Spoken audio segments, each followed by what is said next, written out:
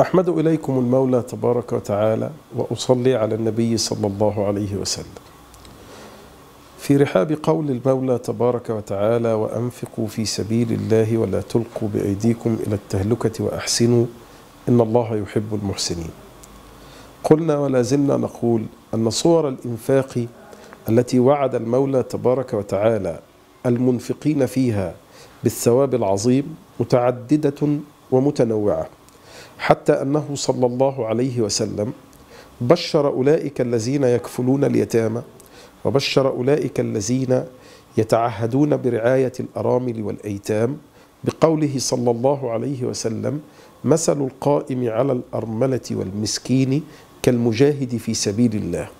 وهنا أريد أن أقول أن صور الإنفاق وأبوابه مشروعة مفتوحة لكل من طلب ثواب الإنفاق ومكانة المنفقين عند المولى تبارك وتعالى، حتى أنه صلى الله عليه وسلم يقول: إن مما يلحق المؤمن من عمله وحسناته بعد موته. ثم يوضح رسول الله صلى الله عليه وسلم صورا وأبوابا للإنفاق في سبيل الله، فيقول صلى الله عليه وسلم: علما علمه ونشره، أو ولدا صالحا تركه، أو مصحفا ورثه، أو مسجدا بناه، أو بيتا لابن السبيل بناه، أو نهرا أكراه. وفي رواية أجراه. نهرا أكراه أي يدفع أجرته ليشرب منه العطاش من أبناء السبيل.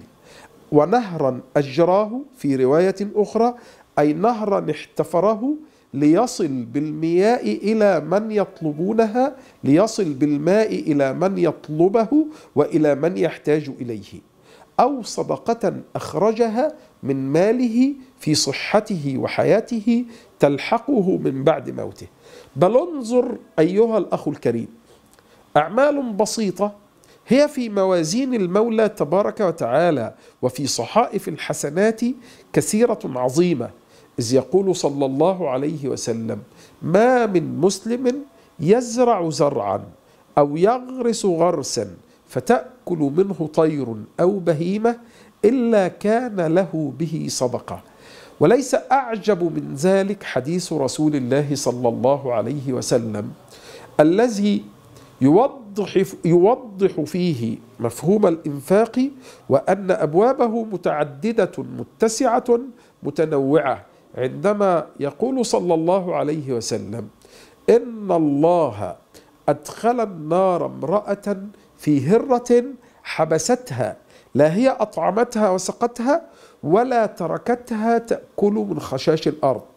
هنا يوضح رسول الله صلى الله عليه وسلم أن هذه المرأة بامتناعها عن الإنفاق وباحتباسها هذه الهرة كان مصيرها إلى النار. ثم يقول رسول الله صلى الله عليه وسلم في حديث آخر: إن الله غفر لرجل في كلب سقاه.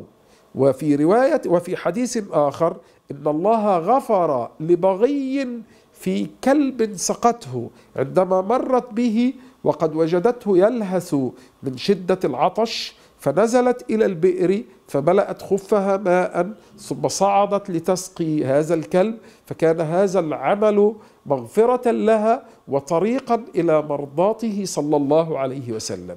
بل الأروع من ذلك أيها الأخ الحبيب أن النبي صلى الله عليه وسلم يقول أنه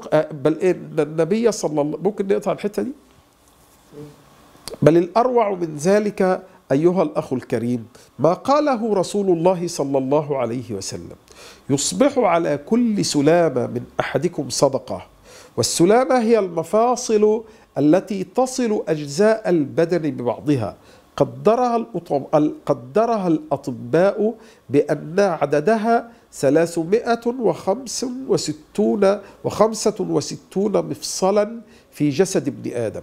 هنا بص، انظر أيها الأخ الكريم، عندما يقول صلى الله عليه وسلم: يصبح على كل سلامة، على كل مفصل من هذه المفاصل صدقة في اليوم والليلة. ثم يوضح رسول الله صلى الله عليه وسلم أبواب الإنفاق وأنواع الصدقات التي يرد بها، التي يتقرب بها إلى المولى تبارك وتعالى. فيقول صلى الله عليه وسلم: فكل تسبيحة صدقة، وكل تحميدة صدقة، وكل تهليلة صدقة، وكل تكبيرة صدقة، وأمر بالمعروف صدقة، ونهي عن المنكر صدقة، ويجزئ من ذلك ركعتان يركعهما من الضحى. تلك أبواب مفتوحة لعبادة الإنفاق، تلك أبواب مفتوحة لمن يريدون الدخول إلى مرضاة المولى تبارك وتعالى، لمن يريدون الدخول إلى منزلة وكرامة المنفقين في سبيل المولى تبارك وتعالى، الذين بشرهم، طلب منهم عبادة الإنفاق في بداية الآية، فقال تبارك وتعالى: وأنفقوا في سبيل الله، ثم بشرهم بمحبته عز وجل فقال: إن الله وأحسنوا إن الله يحب المحسنين. نسأل المولى تبارك وتعالى أن نكون من عباده المنفقين، أن نكون من عباده المحسنين. وصلى الله على محمد وعلى آله وصحبه وسلم.